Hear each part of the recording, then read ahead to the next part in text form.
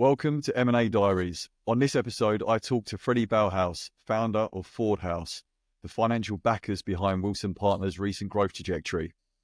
This makes for a fascinating conversation, as it's very unusual for you to hear from the individuals that hold the purse strings and make the financial investment decisions within the accountancy practice space. Enjoy.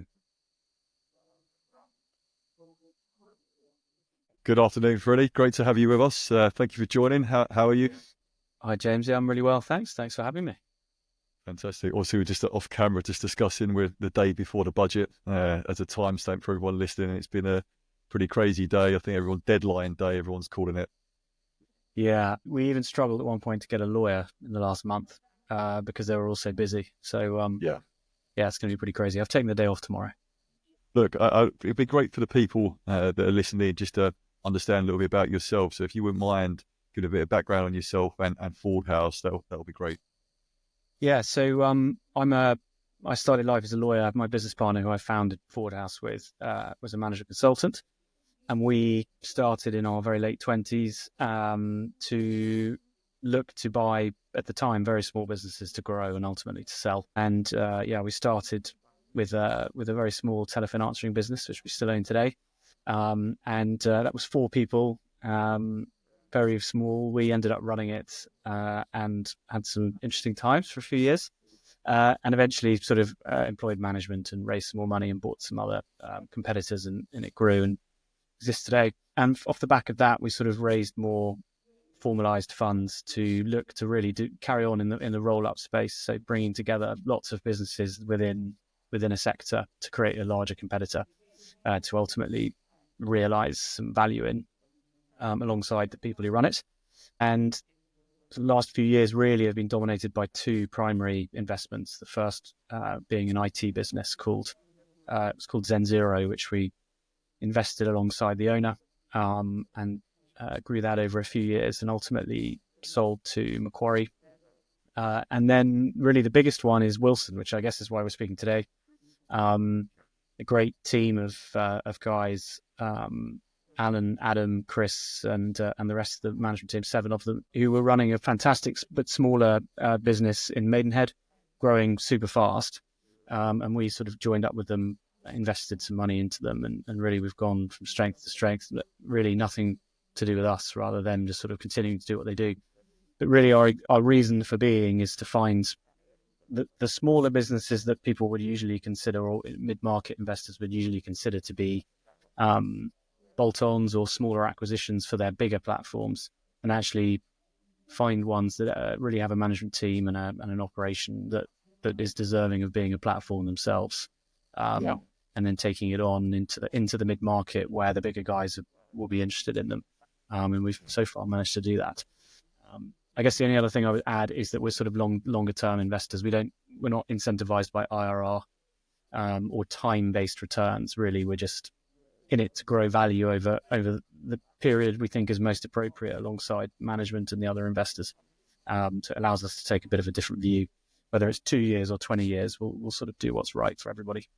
Lovely. We'll pick up on that final point later in the discussion, actually. But no, that's fantastic. Thanks, Freddie, for sharing that. And for me, the reason why I was very excited to get you on, I'm very happy that you're on this particular episode, is because we don't often get to speak to the people behind the scenes, the money men, for want of a better phrase, and the reasons why they've invested in the accountancy practice industry, and we'll go into that as well. But so that's why it's so good to get a different perspective from your point of view as the money investing side, right, rather than the guys actually operationally running the businesses that we've been speaking to. So that's probably a good place to start, obviously with Wilson Partners. But just stepping back from Wilson Partners for a second, why is it that the accountancy practice industry has been of so much interest to private equity and other investment or investors over recent times? Yeah, I don't know. It's an interesting one. I'll tell you how we got there. We sort of fell into it by virtue of my background as a lawyer. I started heavily looking into law firms. And the problem with law firms is on the 1st of January, there's an empty P&L. And you've got to hope it gets filled again that year. And you hope it gets filled to a greater extent than it was the year before. But, the economy has a bad year, macro events, regulatory events happen, and you just don't really know what's going to happen. And so we were a bit nervous about going into law, and and at the time stumbled upon an accounting firm we didn't invest in, but started to think about that in the context of Roll Up, and it sort of went from there.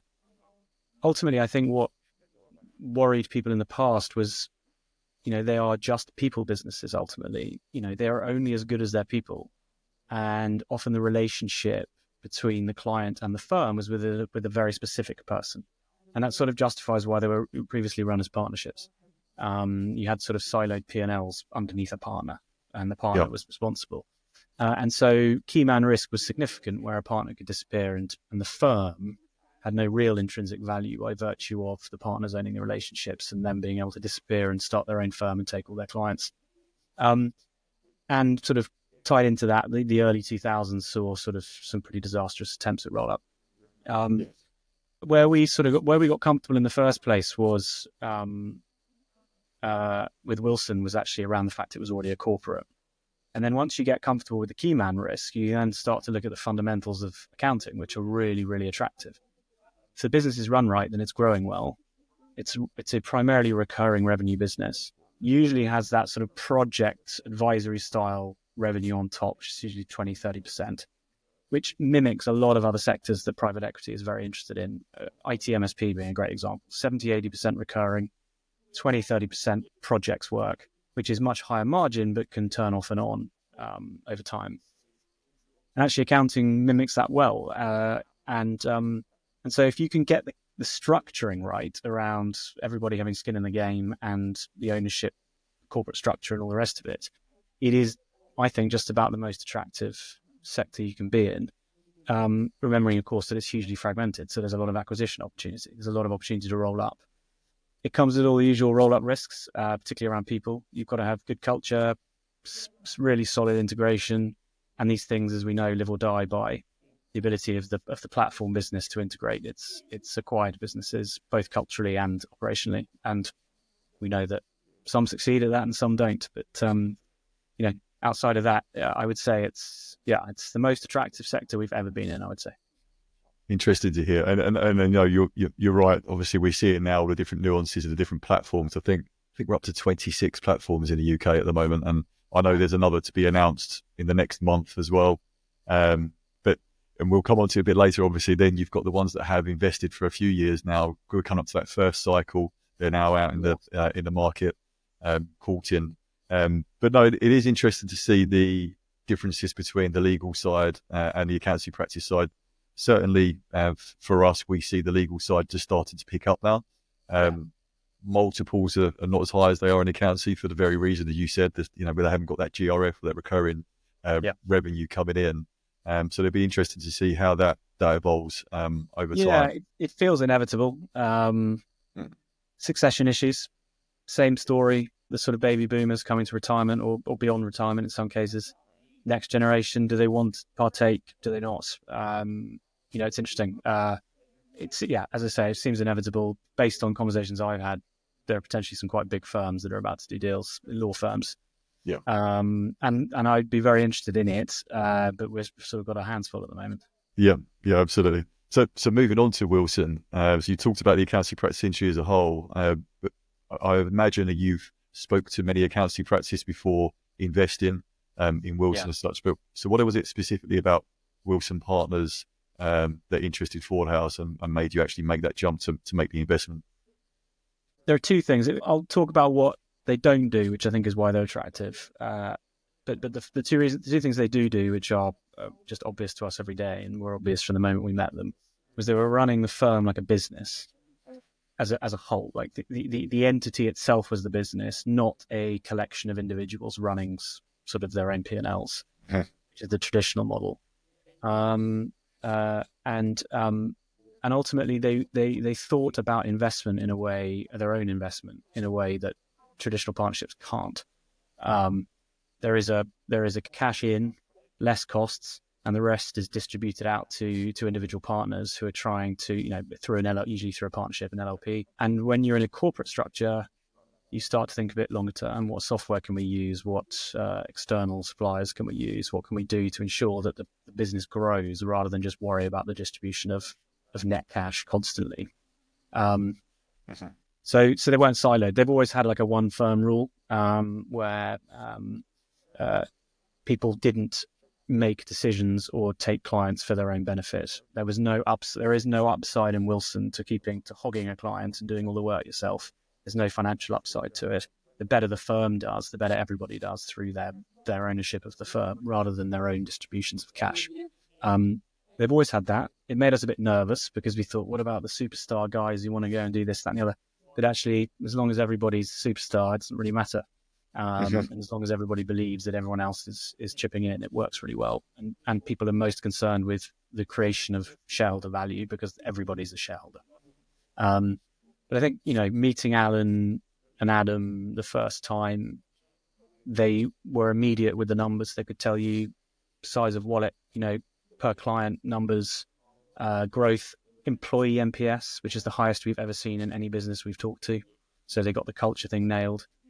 Growing every year, on a compound basis for years before we'd met them, through COVID as well.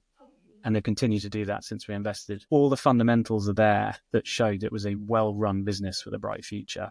We always say internally, we don't know how to run a business. We don't know how to grow a business organically. So we need management to nail that for us. Okay. And we'll help them with the acquisitions and the integrations and the bits that most management have never done before. So they were the yin to our yang. They did all the stuff we don't know how to do, and we were able to bring our expertise of sort of prior acquisitions and disposals with them. The vast majority of accountants are probably doing very well for themselves, but are not creating a business that is investable by virtue of the way they run it.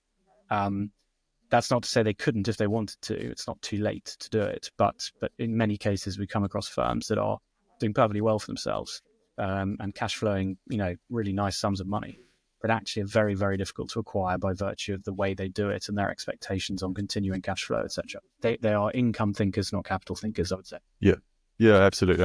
I think that's also one of the drivers of why we're seeing so much activity in the market at the moment, because especially on that old partnership model where you used to have, 3 guys or girls that started their career together and then they would go all the way through to retirement. That's changed now. There's different age profiles within the partnership. And obviously in recent times, you've had that dynamic where the older partners are thinking, well, I've only got 3 or 4 years left to go. I need to maximize my earnings. Where the younger partners are going, well, for us to keep up with times, we need to be driving the business forward and reinvesting. 100%. So there's just that natural clashing of heads. It's a bit of a disaster where the founders or senior partners have kept all of the equity to themselves to the very end and left themselves with severe succession issues. You do see accountants who have basically chosen not to have a second tier who want to or are capable of becoming owners for fear of just not wanting to have to share the upside, which is fine. It makes sense in some senses, but it doesn't create capital value. I would say in the case of Wilson, for example, they've brought through some phenomenal people and continue to do so at all levels. They're thinking about progression. They've got sort of really comprehensive training at all levels, all the way through to specific management training for where they get up to sort of director level, etc. So, it's run as a sustainable long-term business rather than as a means to create cash flow. Yeah, no, absolutely. Right at the top of the conversation, you made comment around the failed roll-ups in the early 2000s and previous. And I think that has had the stigma attached. And when private equity first started moving into the market this time round, there was many that had their reservations and were a little bit afraid to have a conversation and maybe explore matters. I think that's eased slightly. I think now people are seeing what is going on in the market, but there still are people out there that certainly don't feel that PE has or investment has a place within a people-based business. For myself, I've certainly seen the way people are approaching these deals now is a lot more at arm's length, and you made mention already. Operationally, we don't want to run the business day to day. That's for the guys to run that. We can add efficiencies and add expertise in other areas to plug the gaps of skill sets that they've got. So from your side, what are the lessons, I guess, that were learned from previous that to now, and the key differences as to why it will be hopefully successful now, compared Yes. to the early 2000s. Yeah, look, I wasn't there, so you can only read what you read and speak to people who potentially were sort of close to it. But there are a couple of things. The most important thing with people businesses, bar nothing, is skin in the game. People need to be aligned. People need to be excited about the future. In a scenario where a business is purchased, all your equity's gone and you've been paid, what's going to excite you to carry on?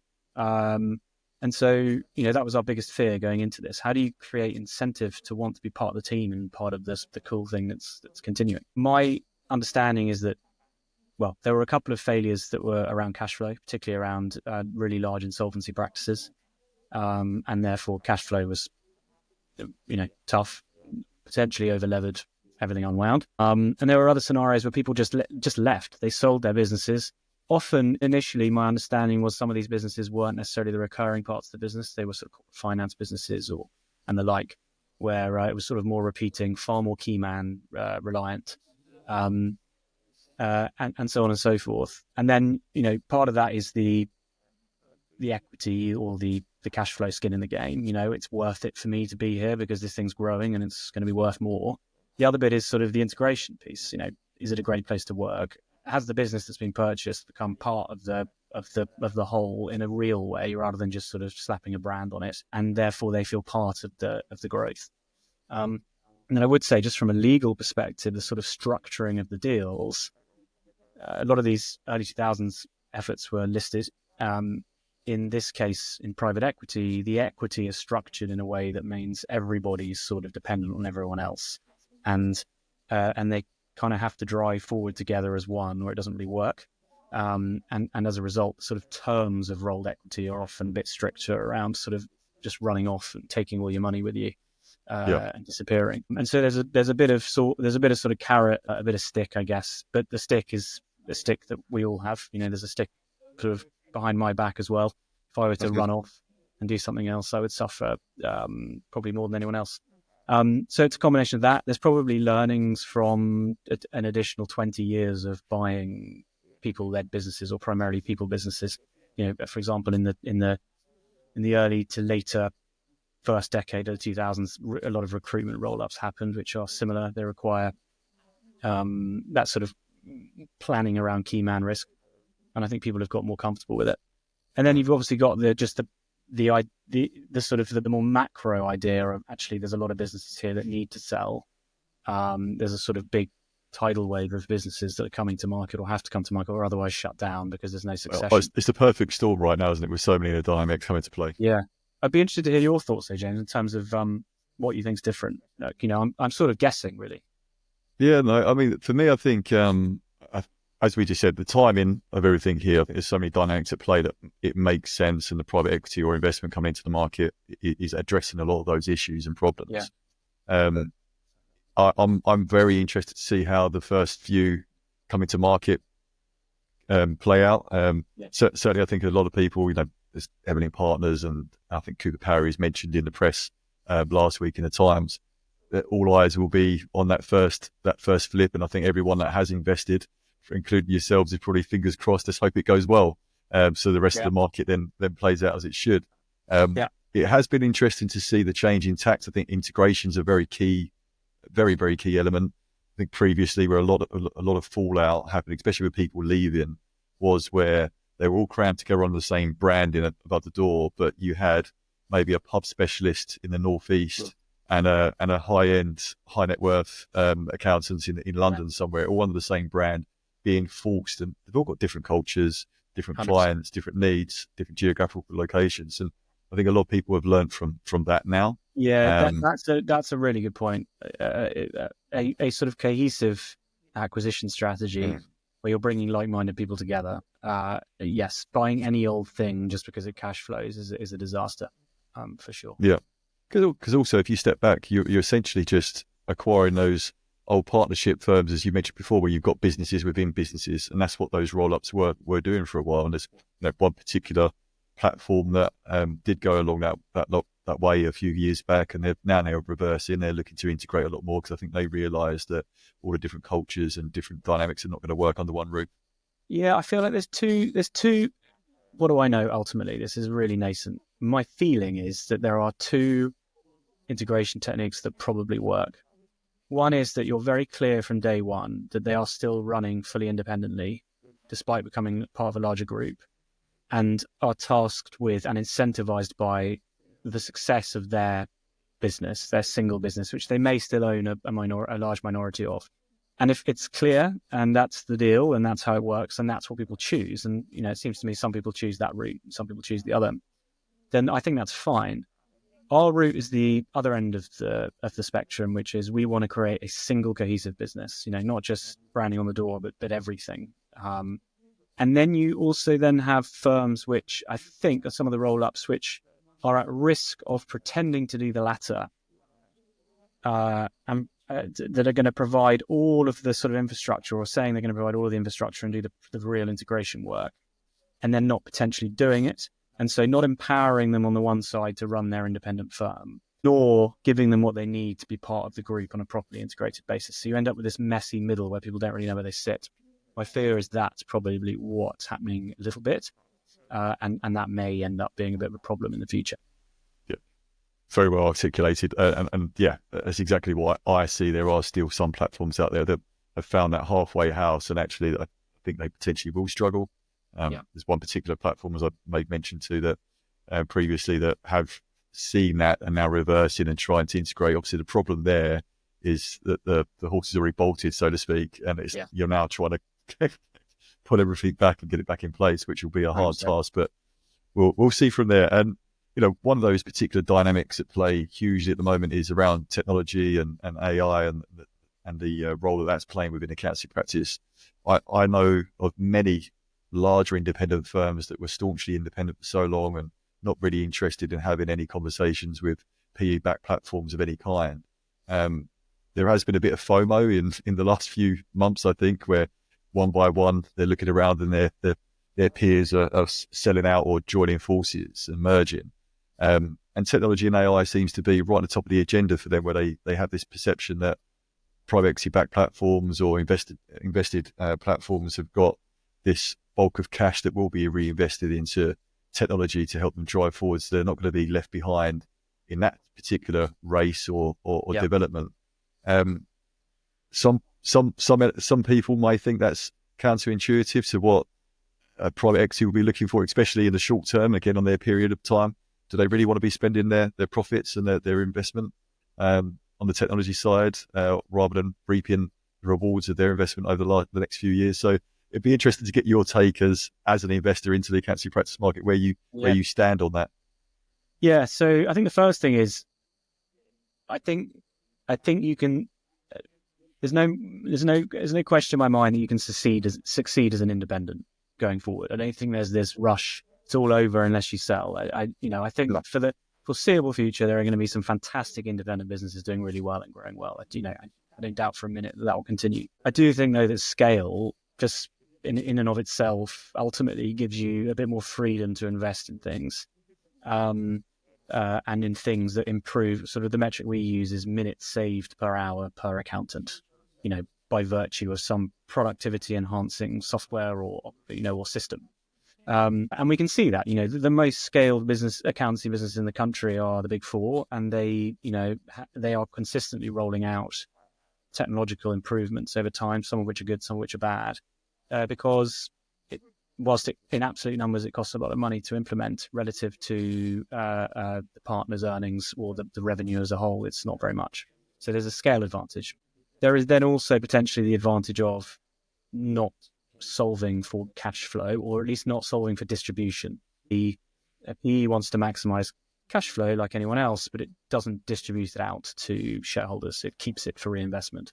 And then the question is, that pound of cash flow, what is its best use? Is it best used buying another business, or is it best used improving the business that you have?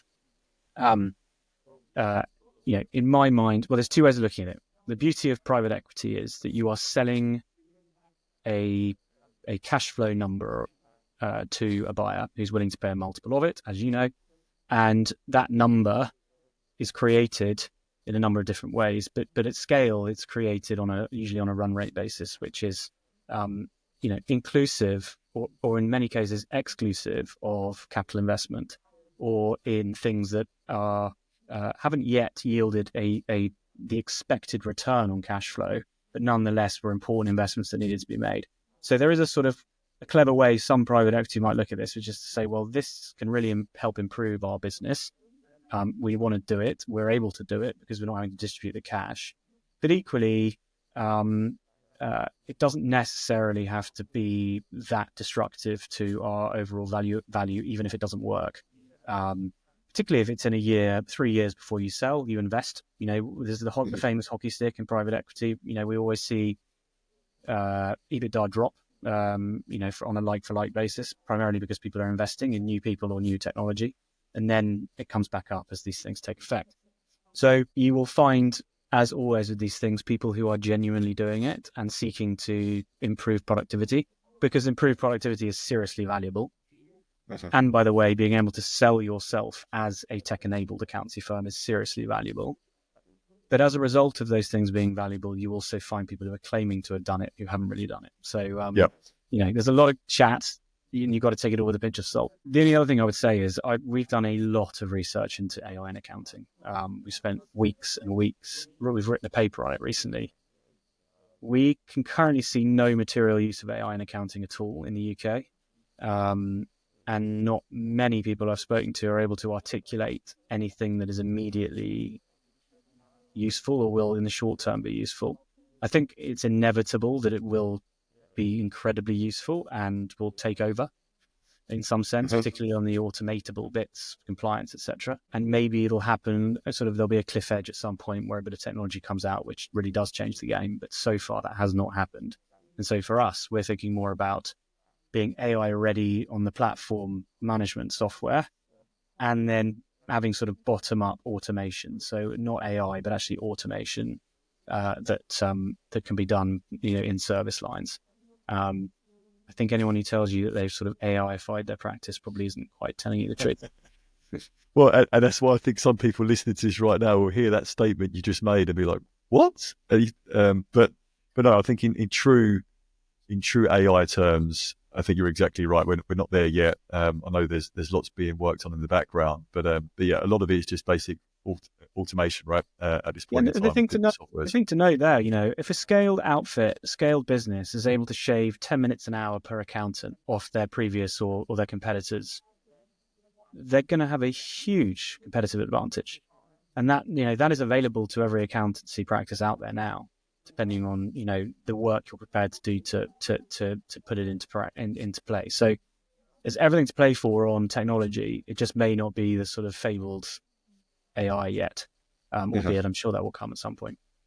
Yeah. No, I think there is some softwares out there that I know are using AI on a smaller scale at this point in time, and a lot of the mundane tasks that accountants have to get up to are being automated through that AI. It actually is AI driving that. I'm going to have to get the names off you afterwards. Yeah. So there's a couple of parts there actually, and I know the guys have spoken to the Wilson Partners directors actually already. Good. So there'll be a conversation to catch up on there. But no, it is an interesting one, I think, and a tone to that around investment. Most people would say generally, if you're making good business decisions, you need to be making decisions for 3 to 5 years ahead and implement them and etc. And again, going back to, is it counterproductive to private equity to think that long-termist, because 3 to 5 years time they probably won't be involved, or they're going to be involved in a lesser stake. So I think again, some people are questioning the decision making of some of the private equity backed platforms or investment backed platforms. It's what is quite interesting to me when you said for yourselves, it could be a 3-year horizon, it could be a 20-year horizon. And that's the way your base and your ethos and values in the way Ford House go around investing. But yeah, it'd be good, interesting to get your take on that as well. Yeah, I think PE does have a reputation from the distant past or mid past where it kind of maximized short-term cash flows at the expense of everything else. Yeah, I don't doubt that happened, but I do think any buyer is now wise to that behavior. You can see that comes through in the diligence pretty quickly. And so my view is that generally the way to maximize a value as an investor in this sort of space is is to increase efficiency, increase productivity, and therefore increase margin. You want to get an increased and beneficial margin. But you also, and this is certainly the way we operate, is to provide a business that still has a load of stuff that can be improved on a sort of marginal basis, a sort of compounding marginal gains, where a buyer sees opportunity. In the case of when we sold Zen Zero last year, we sold it with 3 businesses in heads of terms.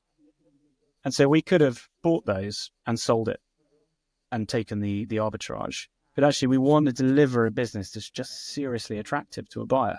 And so I think if people who are taking the short-term view as external investors into accounting are making a huge mistake, because they're going to be one of X number for sale at any one point, and you'll be able to see the relative differences in a heartbeat.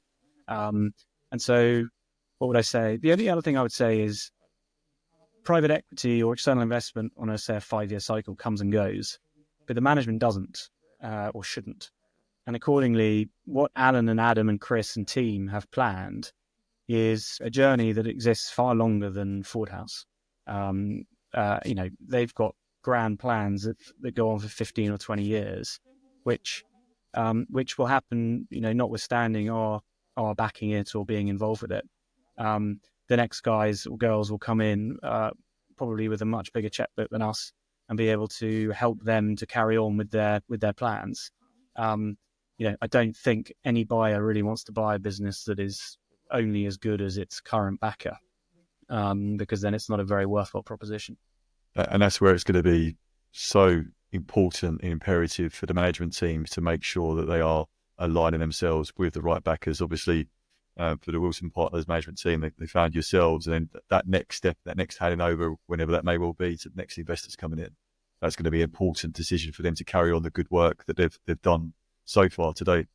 Completely, and they'll look to management. Your management are your business is really nothing without excellent management. I think there's a famous Buffett quote that sort of something around that. I can't remember what it is, but it's an average business with great management is better than a great business with average management, because everything reverts to the quality of management essentially. So, and the quality of management, high quality management, make sure that they have a high quality team beneath them and win high quality clients. So that's really all that matters. When Wilson eventually seeks some kind of capital event, people will meet the management team, and it will be the management team that they make decisions about. And I'm certainly pretty confident on that front.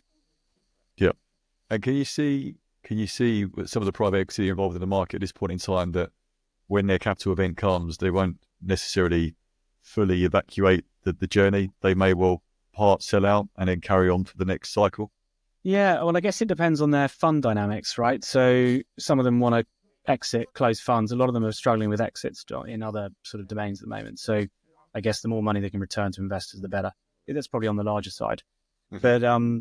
But no, I'm sure you'll see that. You now have continuation funds. I mean, you have PE funds buying themselves out because they want to keep assets or because no one will buy them. Depends which way you look at it. In my case, I can only speak personally, but my bit of the business that is, the bit of Wilson that I own directly or indirectly through our fund, my thinking currently is I'd like to keep it all with them if they'll have me, because, when you're onto a good thing, you don't really want to let it go. So yeah, I suspect that's right. I mean, certainly that happened with the Zets. I don't know whether that was a function of getting a deal done or whether they wanted to.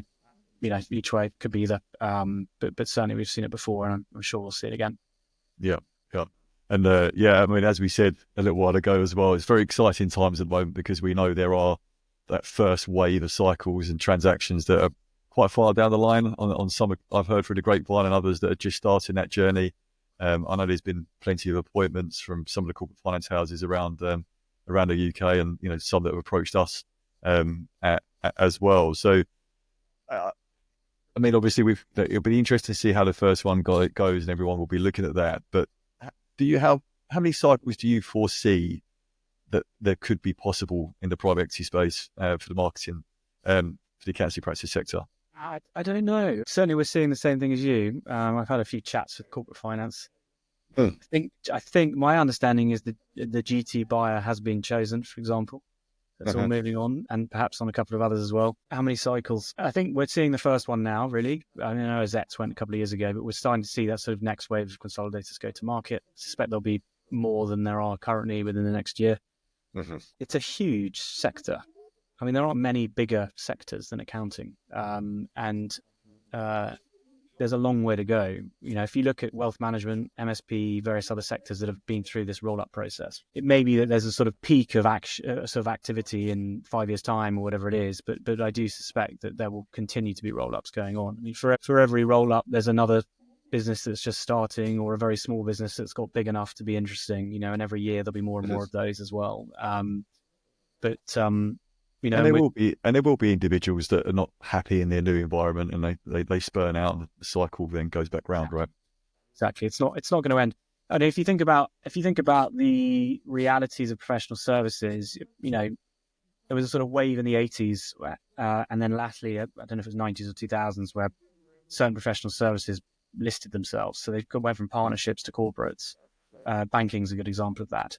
Um, as accounting corporatizes over time and sees the benefits of the corporate structure, I do think it's just going to be par for the course for there to be external investment in businesses. It's very few sectors in the country where people get together and just start selling services without raising a penny of money, even if it's friends and family money. Hmm. Um, uh, in most cases, a little bit of startup capital will, allow you to go further.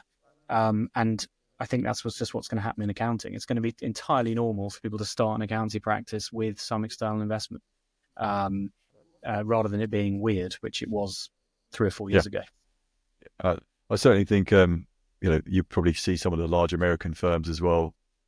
Speak to my counterpart Alan Colton over in America. He's very well known on the M&A side out there, and I know the American firms are keeping an eye on what's going, because it was obviously, as you said, it was too fragmented beforehand, and now you've got these 80, 90, 100 million pound firms, which is more attractive to the bigger players over stateside.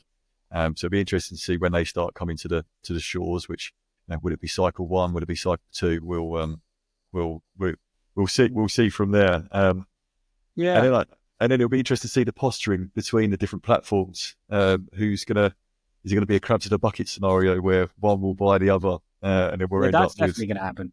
yeah. That's definitely. I mean, it's inevitable. With so many consolidators, you're going to end up with. If you think about a Cooper Parry, and I know nothing about them, but Mm. to the extent they're doing, let's call it 50 odd million of EBITDA, increasingly they're going to have to buy quite big businesses in order to move the needle if they want to carry on growing by acquisition. So they've got two options: they buy big stuff in the UK, or they go abroad, which I'm sure they will if they haven't already. And actually, the only people who start to be able to be sort of appropriate as an acquisition are other consolidators. So um, it seems inevitable that that's going to happen. I'm hearing stories, by the way, of the Americans already being here and sort of desperate to pounce. So Yeah. I'm not sure. I don't have any Yeah. direct experience with that myself, but I'm sure it's happening. Yeah, no, I'm aware of a couple of conversations that I think it's more courted at the moment, just to see what's going on. But we'll certainly see a bit of. For me, it's going to be really interested in the 50 plus 50 this year when that gets Yeah. announced. I mean, you're going to Yeah. have some of the household names such as Haynes Watts, which will not feature on there now. Okay. Obviously, I don't know if you saw that the announcement of UHY Hacker Young East, Yeah. one of theirs, being bought up by TC Group. So these large networks or big firms are just starting to be broken down now to Yes. size. So it'll be interesting to what else gains from there. And I guess that leads Yeah. me We, nicely. we're always quite frustrated by that list because it takes the LTM non-pro forma numbers from the previous year. So we're usually about three times. We're about according to Accountancy Asia, about a third the size we actually are in each year. It never quite catches up. So Yeah. our egos are bruised every time we see it. Well, for me, it'll also be interesting to see what the entry level will be revenue wise now, because I Yeah. mean I think it's been floated around the 6 to 7 million mark for some time. Yeah. It'll be interesting to see if that dials down or actually goes up because of the consolidation. But we'll yet to Yes. Yeah, we'll that's a yet good to point. Yeah. Yeah. we'll yet to see. We'll yet to see. Or That gu- more people who haven't been in it or haven't disclosed in it will start disclosing in order to be yes, tempting to purchase. That's, I guess, the other yeah, thing. yeah. And as we know, there's plenty of practice firms out there that Yes. haven't pledged their revenue to the accountancy age. But I think there'll be a few more of those now that will want to be a part of the beauty parade Yeah. going forward. Yeah. But I guess, yeah, for me, in conclusion, just to wrap this up, Freddie, it's quite nice to move into it. What are your thoughts and future gazing about what the accountancy practice space could look like in the next 3 to 5 years and beyond? How do you see it looking? Yeah, I think more or less as we've talked about, it'll be lots more consolidation. There'll be some mega businesses ultimately, along the sort of sizes of Azets and bigger. You can imagine, you can well see Cooper Parry getting absolutely enormous. A couple of the others getting absolutely enormous. Once the consolidators buy each other, the scale will come pretty significant. What's interesting about that is you'll have seriously scaled operators, but primarily targeted at SMEs, which will be interesting, given that the big four target the much bigger practices, clients rather. And then the reason it's impossible to forecast is just the extent to which technology is going to change things. And I have no idea. Sometimes I'm terrified it'll be tomorrow, and sometimes I think it's never going to happen. So, you could see a scenario where accounting in 20 years looks entirely different by virtue of technology. But I suspect you could probably say that about every sector. In the meantime, our view is that technology is going to materially improve margins. Over the medium term. It's going to be a real opportunity for those who sort of pounce on it.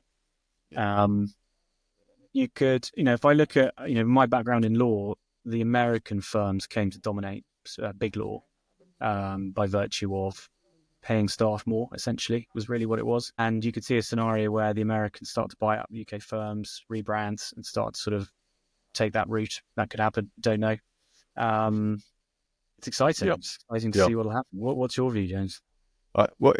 Going back to the technology point, I think it's interesting now we started seeing more accountancy practice firms that are actually bringing in technology specialists or software individuals and actually building out their own teams of tech guys in-house. So that gives you an idea of the route and direction of travel. I certainly foresee the big American firms coming over and changing and shifting things up from there. But as we alluded to earlier on, I really do think that the firms that maybe don't get that cultural alignment point of view right when they are acquiring, there's going to be so many individuals that are leaving and spinning off. Yes. Just before COVID, I remember, won't name the firm, but right across the Midlands, there was a firm that was buying up loads of different accountancy practices. They just were not aligned. And what happened was all the partners from east to west started having the conversations, and they set up their own accountancy practice firm along the way there. So we'll see that cycle through. I think there will be a lot of very strong independents that have just stayed true and stayed in their lane. They know exactly what they do, and they do it well. And they're perfectly able to invest in technology as well if they want to. They have to just have the wherewithal, and the wish to do it. I think it can be pretty painful. I think it only really works. Successful technology investment only seems to work when you are truly dedicated to it. Otherwise, you put a system in and you use it a little bit, and it doesn't benefit anyone. There has to be a team, or at least a person who's solely dedicated to making it happen. And we've done exactly the same thing. We've now got 3 guys solely dedicated to technology, and that will grow significantly over the next year or 2. Yeah. I think it'll also be interesting to see, the regulatory changes that come in, because I think a lot of partners at this point in time that I speak to, their work-life balance is just shot. It's all over the place. The pressures where they're having to wear different hats, and obviously people like yourselves and other of the platforms have now got this infrastructure where there are specialists in certain areas. So it might be a HR individual, marketing, technology. So a lot of that heavy lifting is taken away from them, and someone that might deal with the compliance side. So again, it will come down to where people are in their life and what they want from their career. So, are those that like to take ownership and just want to steer their ownership and drive it, they'll stay independent, or they'll set up their own smaller firms. But those that maybe are struggling with the challenges and the day-to-day pains points of running the accountancy practice, they want an easier life and go back to just looking after their clients, winning new business and looking after their team. Then joining a larger firm such as Wilson Partners or the other platforms out there would make sense for them. 100%. I mean, that's our first and Alan's first hire. Alan being the MD of Wilson's was the head of employee experience. It was essentially someone to make working at Wilson's incredible, or better than it already was. And that team has grown significantly since. And that's just one part of what makes, by joining the Wilson team as an example, as an owner, you get to sort of remove yourself from all of the day-to-day noise that stops you from doing what you do best. And as you say, some people love the operating of a firm or of a business. Some people love serving clients. And I think we're sort of pretty relaxed on both, but certainly not having to deal with PI anymore, not having to deal with a lot of the employee issues, HR, albeit we would still expect everybody to be responsible when it comes to that stuff. And the other bits and pieces around sort of the office, it certainly makes life a lot easier. And I think some people have unexpectedly found a newfound joy for actually the provision of accounting services to clients in a way they probably haven't felt in a while, given the issues they've had. Yeah. And let's face it, in most other sectors, businesses would have experts in those positions. So they would have a marketing manager, a marketing director, finance manager, for example, whereas accountants for so long have gone, no, we could do all of that. We'll be the marketing guy, we'll be the HR guy. And I always thought that with law. And my first law firm, which was a great firm, no longer exists, sadly. It was run by a guy who was the country's foremost fund investment lawyer. And he was just the best funds lawyer. He basically created investment funds in the UK. He actually created the loophole, in inverted commas, that people talk about with regard to carried interest. Right, okay. Because he was so good, he became the head of the firm to run the firm. But it meant that he could do less of the work he was really good at, and he was doing a thing that he was perfectly reasonable at, but it wasn't his expertise. And that is the case with all professional services firms, as far as I can tell. And so actually, the addition of a dedicated management team and the infrastructure around them is a huge benefit to a business over time.